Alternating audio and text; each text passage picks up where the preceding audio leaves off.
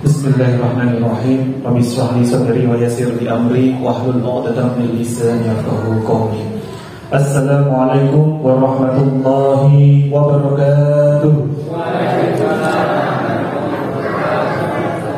Alhamdulillah thumma alhamdulillah.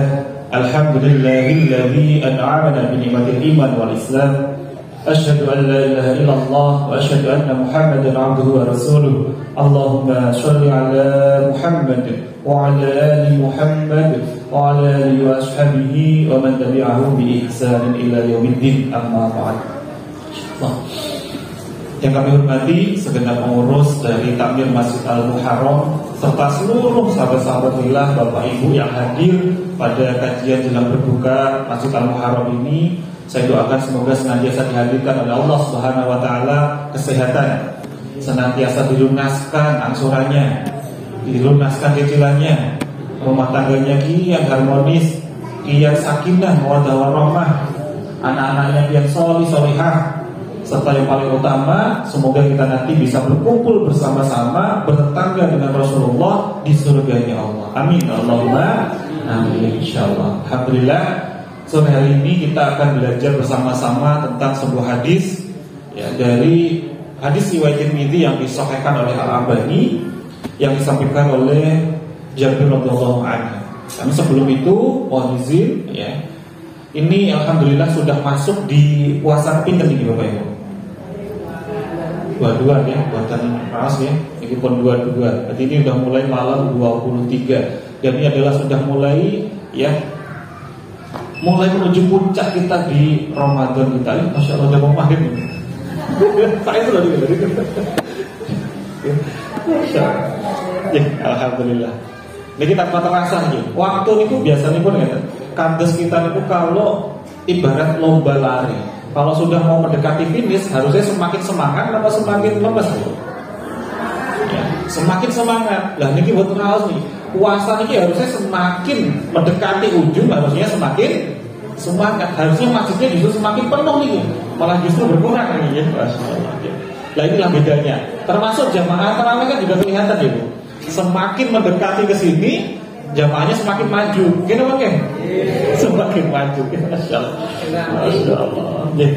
Ya semoga kita semua di sini adalah hamba-hamba yang terpilih dan dipilih oleh Allah yang senantiasa mendapatkan berkahnya malam Lailatul Qadar.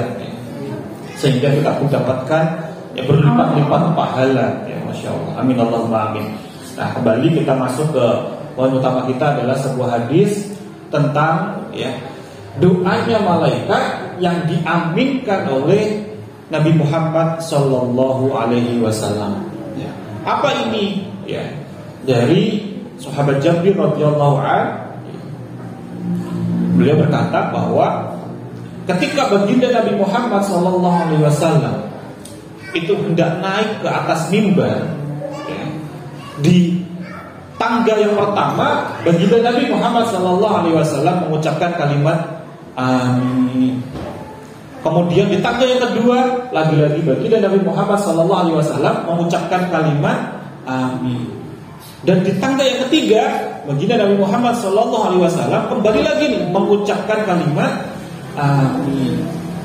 Setelah selesai baginda Nabi Muhammad SAW di khutbah beliau, para sahabat kembali berkumpul dan bertanya kepada baginda Nabi, ya Rasulullah, kenapa tadi engkau saat naik tangga itu kok mengucapkan kalimat amin sampai 3 kali? Maka baginda Nabi Muhammad SAW pun menjelaskan apa itu, tentang mengapa tadi kok beliau mengucapkan kalimat amin. Ternyata ketika baginda Nabi Muhammad SAW naik di tangga yang pertama, itu beliau mendengar bahwasanya malaikat Jibril alaihissalam beliau sedang berdoa. Celakalah bagi seorang hamba yang mendapati bulan Ramadan tapi dia tidak mendapatkan ampunan. Kemudian Rasulullah pun menjawab amin. Nah ini semoga kita tidak termasuk golongan orang-orang yang pertama ini. Jadi apa tadi? Sudah benar-benar kita datang nih bulan Ramadan, kita juga sudah benar-benar nih puasa, tapi kita tidak mendapatkan ampunan dari Allah Subhanahu wa taala. Nauzubillah. Semoga kita tidak di sini, karena ini adalah doanya malaikat, tentunya makbul dan juga diamini oleh Rasulullah. Lantas apa saja nih amalan-amalan yang bisa mendatangkan ampunan di bulan Ramadan ini, khususnya di 10 hari terakhir ini Bapak Ibu.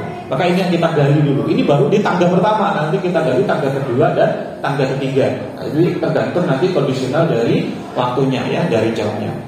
Nah, yang pertama Bapak Ibu, agar diri kita senantiasa ya tidak termasuk golongan yang pertama tadi dan senantiasa mendapatkan ampunan dari Allah Subhanahu wa taala di bulan Ramadan ini, yang pertama adalah ya, kita tidak meninggalkan sholat 5 waktu kita. Tidak meninggalkan apa Bapak Ibu? Sholat 5 waktu. Karena ibarat kita itu mengumpulkan amal ibadah kita, ibarat kita itu sedang mengumpulkan air. Kita sudah menyiapkan wadahnya tuh. Kalau wadahnya itu ternyata ada lubangnya, ada retaknya, ada bocornya, seluruh amal itu kita kumpulkan, tapi ternyata tadi bocor, kira-kira airnya bakalan tersisanya berapa? Ya, habis semuanya.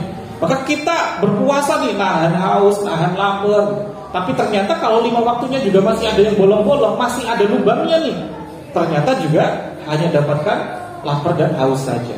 Bahkan diriwayatkan oleh ya, Masya Allah, Rasulullah SAW dalam hadis riwayat Bukhari nomor 528 ya, Rasulullah ini bertanya kepada para sahabat. Seringkali kalau Rasulullah itu di majelis ilmu, beliau metode ceramahnya itu dengan pertanyaan ya, jadi 2 arah. Rasulullah ini bertanya ya, bagaimana pendapat kalian jika ada sungai di depan pintu rumah kalian dan kalian mandi 5 kali sehari, kira-kira masih ada sisa daki nggak di ya dalam tubuh kalian? Maksudnya masih ada kotoran nggak dalam tubuh kalian? Bayangin Bapak Ibu, di depan rumah kita ada ya ibarat sungai atau kolam, dan kita setiap harinya itu nyemplung itu, mandi terus itu, sehari 5 kali mandinya. Kita biasanya mandi berapa kali Bapak Ibu? 2 kali. Ini mandi 5 kali. Kira-kira kita bersih nggak Bapak Ibu? Tentu apa? Bersih. Maka para sahabat itu juga menjawab ya, tentu tidak akan ada sedikit pun kotoran ya Rasulullah, tentu tidak ada sedikit pun daki ya Rasulullah. Maka Rasulullah menjawab, demikian pula ya, itulah perumpamaan orang-orang yang senantiasa menjalankan sholat wajib 5 waktu. Maka dari setiap sholatnya Allah hapuskan dosa-dosanya ya, Masya Allah. Inilah pentingnya kita menjaga sholat 5 waktu ini, wabil khusus nih di bulan Ramadan ini ya, Masya Allah. Yang kedua, agar senantiasa kita mendapatkan ampunan dari sisi Allah Subhanahu wa taala adalah, dan ini 10 hari terakhir ini, yuk banyak-banyak kita senantiasa tadarus Al-Qur'an, dekat-dekat dengan Al-Qur'an. Ya. Sebagaimana kajian kita sebelumnya kita bahas, ya Al-Qur'an ini akan memberikan syafaat bagi pembacanya nanti di hari kiamat. 1, memberikan syafaat. 2, setiap hurufnya itu berapa kebaikan Bapak Ibu? 10. Itu kalau di hari biasa. Kalau di bulan Ramadan dilipat gandakan. Ya, kita dapatkan pahala yang berlipat-lipat dengan senantiasa kita dekat dengan Al-Qur'an. Yang pertama tadi mendapatkan syafaat, yang kedua dapatkan pahala yang berlipat. Yang ketiga kemarin yang kita bahas di kajian sebelumnya, dirindukan oleh surga. Ya, kita kemarin kan membahas tentang al-jannatu mustaqatun ila arba'ati nafarin. Surga itu merindukan 4 golongan. Golongan yang pertama adalah talil Quran, orang-orang yang senantiasa dekat dengan Al-Qur'an. Jadi dulu itu sahabat Umar bin Khattab itu bertanya kepada baginda Nabi, ya Rasul, dosa-dosa saya itu banyak. Sebelum saya itu memeluk Islam, bahkan saya itu hendak membunuhmu. Dosa saya itu banyak. Lalu bagaimana cara menghapus dosa-dosa saya? Maka jawabnya Rasul adalah timpa dengan amal-amal yang soleh. Maka dengan kita tadarus Al-Quran ini juga kita apa? Melipat gandakan amal-amal soleh kita, pahala-pahala kita ini juga akan menghapus dari dosa-dosa kita, sehingga kita juga mendapatkan ampunan di sisi Allah Subhanahu wa taala. Yang ketiga adalah zakat fitrah. Ya, sebagaimana namanya fitrah itu untuk apa? Untuk mensucikan, untuk membersihkan. Ya. Jadi bukan hanya sekedar puasa itu ya meraih kita untuk ya semakin apa diet gitu ya. Jadi hanya fisik saja bukan, tapi benar-benar kita juga bersihkan hati kita juga. Salah satunya adalah dengan wasilah kita zakat fitrah ini untuk mensucikan jiwa kita, mensucikan hati kita, membersihkan hati kita, dan kita pun ikut senantiasa merasakan apa yang dirasakan oleh orang-orang di luar sana yang ya, dalam kondisi masih di bawah kita. Maka dalam zakat fitrah itu kita sebenarnya diberikan banyak sekali pelajaran di sana yang juga menghapuskan dari dosa-dosa kita. Nah, yang keempat ya, setelah tadi yang pertama adalah menjaga terus sholat 5 waktu, itu juga menghapuskan dosa-dosa kita. Bahkan dikiaskan oleh baginda Nabi seperti kita itu mandi terus tuh. Setiap kali sholat kita dibersihkan dari kotoran. Maka sama, setiap kali sholat kita dihapuskan dari dosa-dosa kita. Yang kedua, senantiasa dekat dengan Al-Quran, tadarus Al-Quran. Maka banyak-banyak ini di waktu-waktu yang satu saja itu kita iktikaf ini juga banyak-banyakin, bukan hanya diem saja, tapi banyak-banyak tadarus Al-Quran. Yang ketiga, benar-benar yuk kita jalankan zakat fitrah. Ini masih ada kesempatan, masih ada waktu. Yang keempat adalah sering-sering menjaga wudhu, Bapak Ibu. Yang keempat apa? Sering-sering menjaga wudhu. Ini penting juga nih. Ya. Sering-sering menjaga wudhu. Ya, meskipun tidak sedang sholat. Ya. Masuk masjid seperti ini, hadiri majelis ilmu, kita ambil wudhu dulu masuk. Kita betul ambil wudhu lagi. Oh, Masya Allah. Itu dapatkan keberkahan yang sangat luar biasa. Bahkan dalam hadis riwayat Muslim, Rasulullah SAW bersabda, barang siapa berwudu dan memperbagus wudunya, artinya senantiasa memperbaiki kualitas wudunya, ya, niscaya dosa-dosa akan keluar dari tubuhnya sampai keluar dari bawah kuku-kukunya. Ya Masya Allah. Nah ini pentingnya kita yang menjaga wudu. Jadi kalau batal wudu lagi, terus tuh kita menggugurkan dosa-dosa kita. Nah, terus. Maka inilah semoga kita tidak termasuk golongan yang pertama kan tadi yang diaminkan oleh Rasulullah, yang juga didoakan oleh malaikat Jibril alaihissalam. Ya. Apa tadi? Celakalah orang-orang yang menjumpai Ramadan tapi dia tidak mendapatkan ampunan. Ya. Maka semoga kita benar-benar bisa menjemput ya ampunan-ampunan dari sisi Allah Subhanahu wa taala. Nah, yang kelima untuk meraih ampunan ini adalah banyak-banyakin sedekah di bulan Ramadan ini. Banyak-banyakin apa Bapak Ibu? Sedekah ya. Barang siapa yang memberi makan orang yang berpuasa, maka ya, baginya akan mendapatkan pahala sama seperti orang yang sedang berpuasa ya. Dan tanpa mengurangi pahala orang yang berpuasa sedikit pun ya, Masya Allah luar biasa nih ya.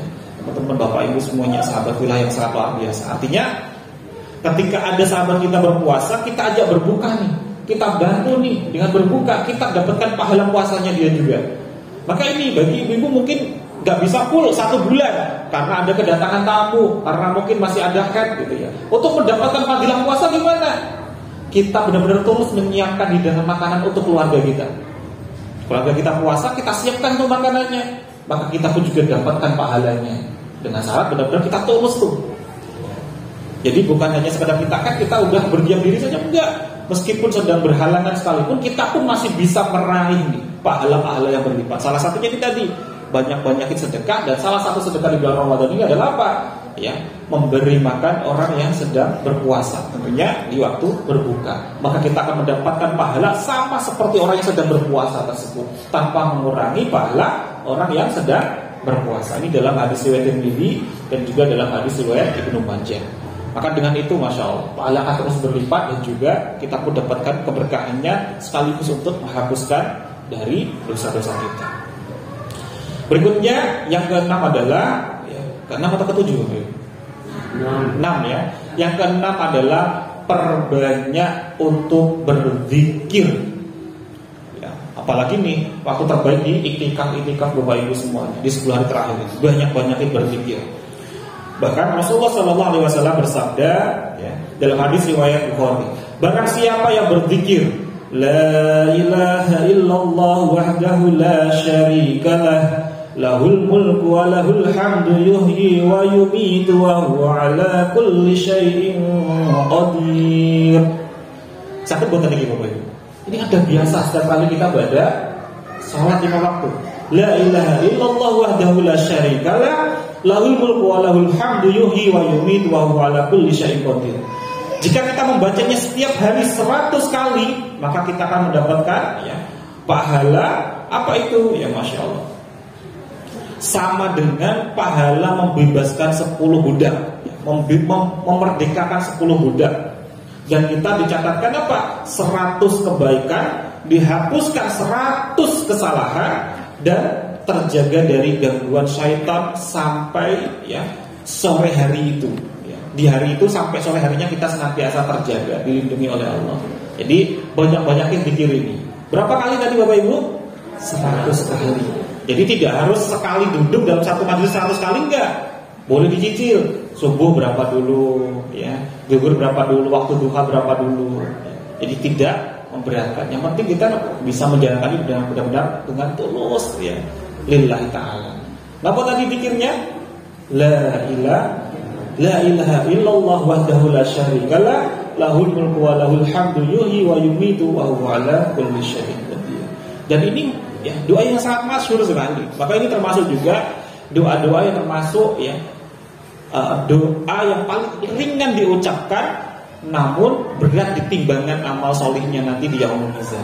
Doanya sangat ringan, tapi kalau kita istiqomahkan doa ini, nanti saat di hari penimbangan ini akan menjadikan pemberat amal solih kita. Jadi juga ini termasuk di luar Ramadan juga. Tapi ketika di Ramadan, apalagi kalau tadi di luar Ramadan aja 100 kali kebaikan kita dianggap setara dengan memerdekakan 10 budak, dan kita dibersihkan dari 100 kesalahan-kesalahan kita, maka di bulan Ramadan ini tentunya pahalanya lebih berlipat-lipat lagi. Apalagi kalau benar-benar kita saat di itikaf nih banyak baca ini, dan itu kita menjumpai malam Lailatul Qadar, Masya Allah, kita dihitung tuh lebih dari 1000 bulan kita seperti sedang terus beribadah. Dan 1000 bulan itu berapa tahun Bapak Ibu? Berapa tahun? 83 tahun lebih 4 bulan kurang lebihnya. Maka artinya bisa jadi Bapak Ibu, kita itu amal ibadah kita itu bisa melebihi jumlah usia kita. Maka saat mau dihisab, udah nih amalnya soleh semua. Kalau kita benar-benar mendapati malam Lailatul Qadar, dan ini memang benar-benar Allah berikan kelebihan kepada ya umat Nabi Muhammad SAW. Coba bayangin, kita sepanjang hidup ini sudah berapa Ramadan kita jumpai? Kalau benar-benar kita benar-benar ini menjemput malam Lailatul Qadar, maka kalau kita dapat itu 1000 bulan setiap tahunnya, kita sudah beribu-ribu bulan dapatkan fadilah itu semuanya. Makanya ada satu riwayat dari Ali bin Urwah ketika beliau menjelaskan tentang ketika baginda Nabi Muhammad SAW menyampaikan, dahulu di masa Bani Israil zaman yang dulu itu ada 4 orang laki-laki yang sanggup beribadah terus-menerus 80 tahun tanpa sedikit pun ia ingkar kepada Allah. Para sahabat kaget tuh, kok bisa ya Rasulullah? Kaget tuh, terheran-heran, kok bisa 80 tahun tuh? Maka kemudian malaikat Jibril turun menjumpai Rasulullah, menyampaikan bahwa ya Rasulullah, sesungguhnya umatmu itu bisa melebihi itu semuanya. Kemudian malaikat Jibril ya menyampaikan firman Allah Quran surah Al-Qadr ayat 1 sampai dengan 3. Inna anzalnahu fi lailatul qadr. Sesungguhnya Allah itu menurunkan Al-Quran di malam yang penuh kemuliaan. Wa ma adraka ma lailatul qadr. Dan tahukah kamu apa itu malam penuh dengan kemuliaan? Malam Lailatul Qadar itu. Lailatul Qadri khairum min alfi syahr.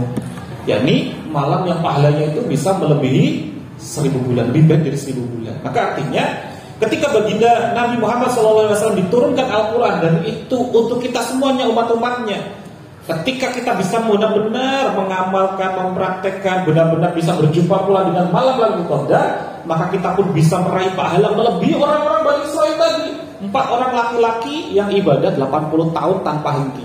Nah, ini kelebihannya umat dari Nabi Muhammad SAW. Nah, untuk menjemput meraih ampunan lagi, yang terakhir adalah yuk bareng-bareng senantiasa kita ya untuk dirikan sholat-sholat malam kita untuk menjemput Lailatul Qadar. Jadi perbanyak iktikaf. Ini penting sekali. Sebagaimana dalam hadis riwayat Muslim dari sanadnya dari Abu Hurairah radhiyallahu anhu, beliau menyampaikan, "Man qama Lailatul Qadri imanan wa ihtisaban ghufira lahu ma taqaddama min dhanbi." Barang siapa yang mendirikan sholat malam di malam Lailatul Qadar dengan penuh ya iman wa ihtisaban ghufira lahu ma taqaddama min dhanbi, maka Allah akan bersihkan dia dari dosa-dosanya yang telah lalu. Maka semoga kita bukan termasuk golongan tadi yang di tangga pertama yang didoakan oleh malaikat Jibril dan diaminkan oleh Rasulullah. Golongan pertama tadi siapa? Orang-orang yang berjumpa dengan Ramadan tapi tidak mendapatkan ampunan ya dari Allah Subhanahu wa taala. Nah, berikutnya kita lanjutkan nih di tangga yang kedua. Apa nih tangga kedua? Kok bisa sampai baginda Nabi Muhammad SAW beliau mengucapkan amin? Ternyata malaikat Jibril sudah berdoa. celakalah orang-orang yang masih menjumpai kedua orang tuanya atau salah satunya masih hidup, tapi dia tidak menjadikannya masuk ke dalam surga. Nah, yang kedua dia, dan ini diaminkan oleh Rasulullah. Celakalah orang-orang yang masih menjumpai kedua orang tuanya atau salah satunya yang masih hidup, tapi tidak menjadikannya menjadi wasilah untuk masuk ke dalam surganya Allah. Maka ini bahkan diaminkan oleh Rasulullah. Maka hati-hati sekali. Maka jika kedua orang tua kita masih hidup, bersyukurlah, masih ada kesempatan. Untuk apa? Untuk benar-benar memaksimalkan kita untuk memuliakan, membahagiakan orang tua kita. Kenapa? Karena orang tua kita itu adalah sebagaimana dari hadis Rasulullah SAW, orang tua itu adalah surga bagian pertengahan. Bahkan di hadis yang lain sampaikan orang tua itu adalah surga paling baik. Kalian bisa mendapatkannya atau justru menyia-nyiakannya. Kira-kira nih Bapak Ibu, kalau kita sudah benar-benar nih dikasih surga bagian pertengahan, mau kita apakan? Mau kita ambil atau kita biarkan saja? Kita ambil. Maka inilah banyak sekali orang-orang yang menjadi tradisi kalau di sebelum puasa atau penghujung puasa mau mendekati Hari Raya Idul Fitri, banyak orang-orang yang mendoakan almarhum kedua orang tuanya. Ada yang ke makam, ada yang berdoa, terus mendoakan terus. Nah, ini salah satunya untuk apa? Untuk menjemput ini agar kita tidak masuk di golongan yang kedua, agar benar-benar kita mendapatkan surga-surganya Allah. Salah satunya adalah ini tadi, ya, mendapatkan surga bagian pertengahan. Maka bagaimana caranya meraih surga melalui kedua orang tua kita agar tidak termasuk golongan yang kedua tadi? Ya. Yang pertama, yuk bareng-bareng senantiasa kita dedikasikan hidup kita ini untuk berbakti kepada kedua orang tua kita.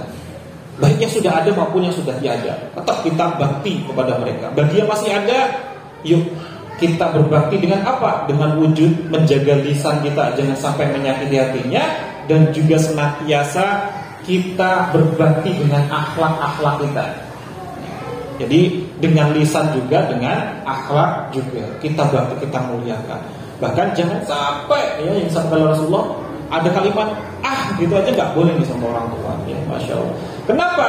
Karena jika orang tua kita nggak ridho dengan kita, Allah pun juga nggak ridho kepada kita. Maka yuk bareng-bareng senantiasa kita jemput ini semuanya. Dengan yang pertama adalah kita bakti kepada siapa tadi Bapak Ibu? Kedua orang tua, ya.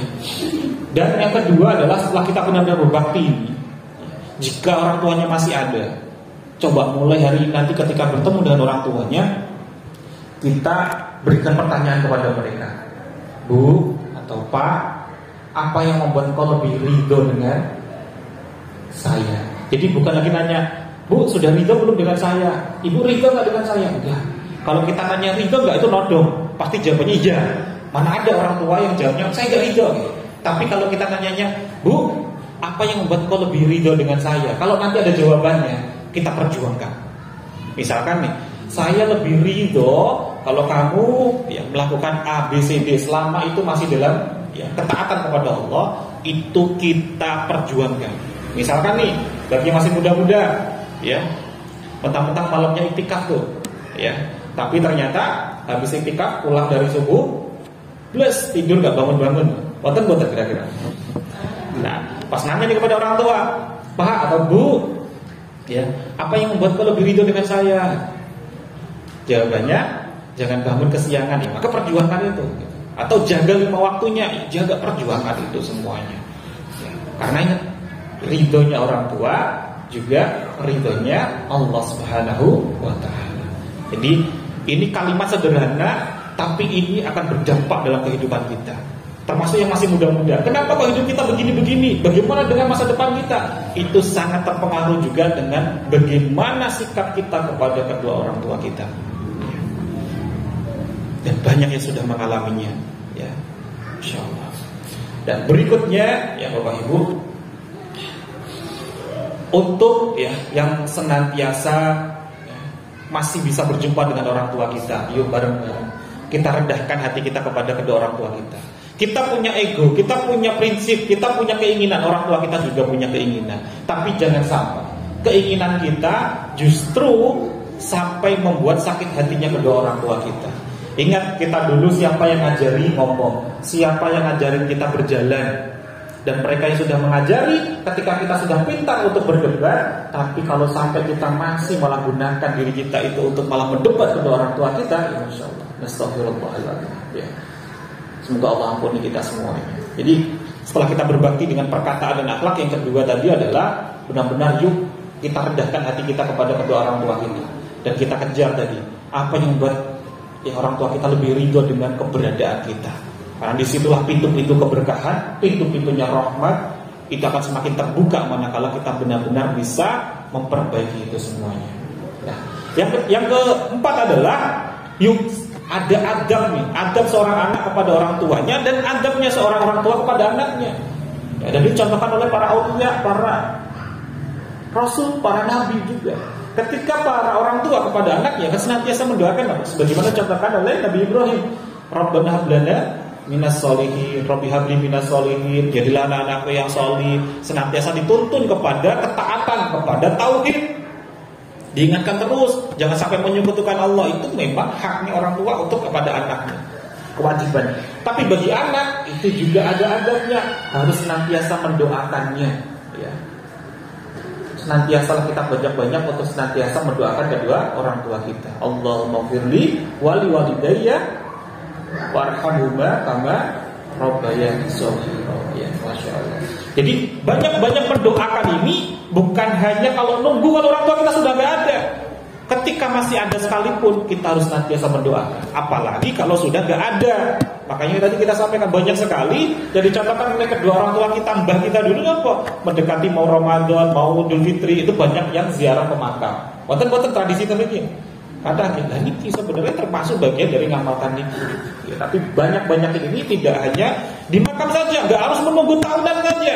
Tapi harian kita di setiap selesai sholat 5 waktu juga kita harus mendoakan. Ya.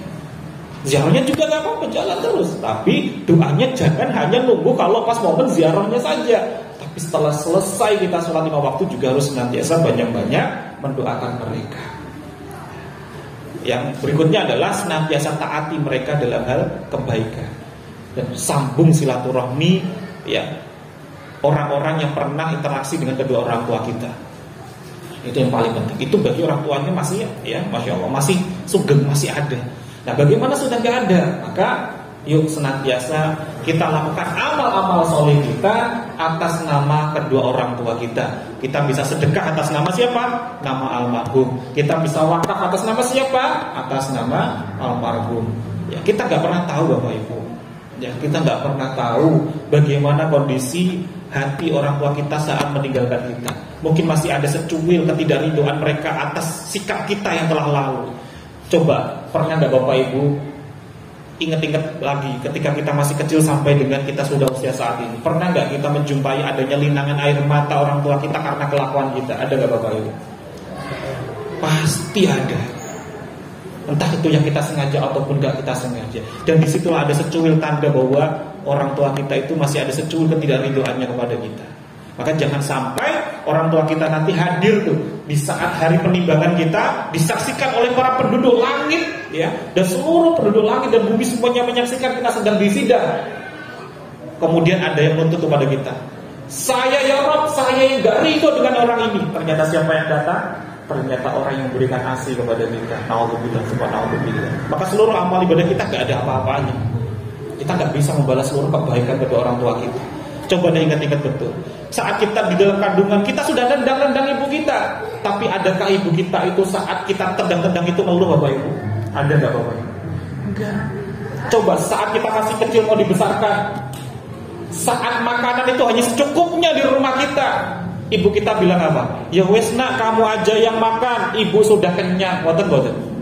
Padahal dibalik itu semuanya ibu tuh jujur gak? Enggak. Demi siapa? Demi kita. Tapi apa balasan kita saat kita sudah gede? Alih-alih kita sudah beda tempat, beda kota, mau menjenguk pun kita enggak. Masya Allah, apa balasan kita kepada orang tua kita? Coba, saat sudah gede lagi, ibu cuma pengen sederhana banget. Nah, ibu pengen kamu itu sering kesini, sering jenguk ibu. Tapi kita ngomongnya apa? Maaf nggak bisa Bu, pekerjaan saya banyak Bu, saya itu punya tanggungan, saya harus A, saya harus B, saya harus C. Padahal kepinginan dari ibu itu simple, apa banyak? Ini satu, tapi kita jawabnya no. Masya Allah. Nah, karena saya nanya, pekerjaan kita nanti bisa menyelamatkan kita kepada surga atau justru ridhonya orang tua kita? Lebih dekat yang mana? Bisa saja pekerjaan mengatakan kepada surga, mana benar-benar kita lillahi ta'ala. Tapi coba kita cek nih, ada surga yang sangat dekat dengan kita. Maka jangan sampai kita mengejar surga di luar sana. Kita mengejar surga di luar sana, kita bakso, sedekah ke yatim dan lain sebagainya, tapi ternyata ibu kita masih tersakiti hatinya karena kelakuan kita. Kita nggak dapatkan jannah. Kita nggak dapatkan jannah. Kenapa? Karena justru kita menutup pintu-pintu surga yang sangat dekat dengan kita. Kita mengejar surga yang jauh, tapi kita nggak sadar ada surga yang sangat dekat dengan kita, yakni melalui pintu orang tua kita. Maka sambung silaturahmi kita dengan orang tua kita selama yang masih ada. Bagi yang nggak ada, maksimalkan betul-betul momen terbaik ini untuk melakukan amal-amal solih atas nama kedua orang tua kita. Ya Masya Allah. Ini jamnya betul ya 17.25 ya. Maghribnya jam 17.33 kalau sini. Waktu kenapa saya 38? Kemarin Solo lawan di 32-33. Tidak apa-apa. Ya, kita lanjutkan sedikit lagi. Nah, tangga berikutnya. Kalau tangga yang pertama tadi apa? Celakalah seorang hamba yang menjumpai Ramadan tapi dia tidak mendapatkan ampunan. Kemudian Rasulullah mengucapkan amin. Tangga yang kedua, malaikat Jibril berdoa, celakalah orang-orang yang masih menjumpai kedua orang tua atau salah satunya masih hidup tapi dia tidak menjadikannya masuk ke dalam surga. Ya semoga naudzubillah kita gak masuk keduanya ini. Kita masih bisa meraih tadi, mengejar ampunan Allah, senantiasa berbakti kepada kedua orang tua kita. Nah, apa yang ketiga? Tangga yang ketiga itu adalah ketika malaikat Jibril menyampaikan, celakalah seorang hamba yang apabila disebutkan namamu di hadapannya tapi dia tidak bersolawat kepadamu. Jadi doa malaikat Jibril tadi didengar oleh siapa? Oleh Nabi Muhammad. Artinya kalau kita disebutkan nama baginda Nabi Muhammad Sallallahu Alaihi Wasallam, kok kita ini tidak bersolawat kepadanya, maka apa yang terjadi? Diaminkan tadi oleh Rasulullah. Maka kalau saya sebutkan sekali lagi nama Nabi Muhammad Sallallahu Alaihi Wasallam, langsung aja begini. Buat nonton saya selawat nih saya. Ya, Rasulullah Sallallahu Alaihi Wasallam, ya, ini masya Allah. Kalau kita sebutkan nama ini, hari senantiasa kita bersolawat kepada baginda Nabi Muhammad Sallallahu Alaihi Wasallam. Ya, kenapa? Karena fadilahnya itu masya Allah. Gak bisa kita sebutkan satu persatu. Kalau kita sebutkan sampai maghrib dah selesai nanti Bapak Ibu. Ya, salah satunya saja bahwa barang siapa bersolawat kepadaku satu kali, artinya kita bersolawat kepada Rasulullah berapa kali? Satu kali, maka Allah akan, ya, masya Allah. Ada satu riwayat menyampaikan memberikan rahmat 10 kali atau membalas salam kita atau sholawat kita 10 kali. Allah akan hapuskan 10 kesalahan kita dan kita pun akan diangkat derajat kita 10 derajat. Masya Allah. Ini satu sholawat, Bapak Ibu. Satu saja kita sholawat kepada siapa tadi? Nabi Muhammad Sallallahu Alaihi Wasallam. Kita sholawat saja, tadi baru 2 kali. Artinya apa? Sudah ada 20 rahmat Allah hadirkan kepada kita, 20 kita dinaikkan derajat kita, 20 dosa-dosa kita, kesalahan kita diampuni oleh Allah Subhanahu wa ta'ala. Ya Masya Allah. Maka ini harus kita pegang kuat-kuat betul-betul. Jangan sampai kita masuk kategori 3 hal tadi.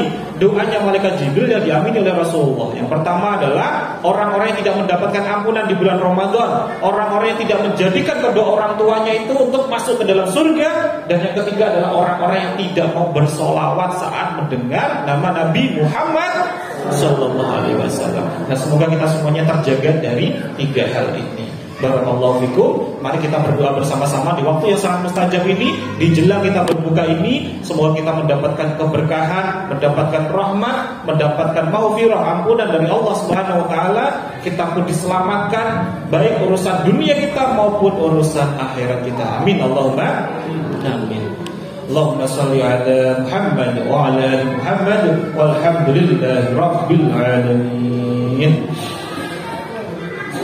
hamdan na'imin, hamdan syakirin, hamdan yuafi ni'mahu wa yukafi'u mazidah. Ya Rabbana kama yanbaghi li jalali wajhikal karim wa 'azimi sultanik. Allahumma yassir lana wa la tu'assir. Allahumma lakal hamdu wa lakal mustaka wa antal musta'an wa la hawla wa la quwwata illa billahil 'aliyyil 'azim. Allahumma ighfir lana dhunubana wa liwalidina warhamhum kama rabbayana shighara. Rabbana hab lana minas shalihin. Rabbana hab lana min azwajina wa dhurriyyatina qurrata a'yun waj'alna lil muttaqina imama. Allahumma ighfir lana warhamna wajburna warfa'na warzuqna wahdina wa'afina wa'fu 'anna. Rabbana zalamna anfusana wa in lam taghfir lana wa tarhamna lanakunanna minal khasirin. Allahumma rabbana anzil 'alaina ma'idatan minas sama' takunu lana 'inda awwalina wa akhirina wa ayatan minka warzuqna wa anta khairur raziqin. Allahumma inna nas'aluka salamatan fid din wa 'afiyatan fil jasad wa ziyadatan fil 'ilmi wa barakatan fil rizqi wa taubatan qabla al-maut wa rahmatan indal maut wa rahmatan indal maut wa rahmatan indal maut wa maghfiratan ba'dal maut. Allahumma hawwin 'alaina fi sakaratil maut wa najata minan nar wal 'afwa idal hisab. Allahumma innaka 'afuwun tuhibbul 'afwa fa'fu 'anna ya karim. Rabbana atina fid dunya hasanah wa fil akhirati hasanah wa qina 'adzaban nar. Sallallahu ala Muhammad nabiyyi wa ala alihi wa sahbihi wa barik wa sallam. Al-Fatihah.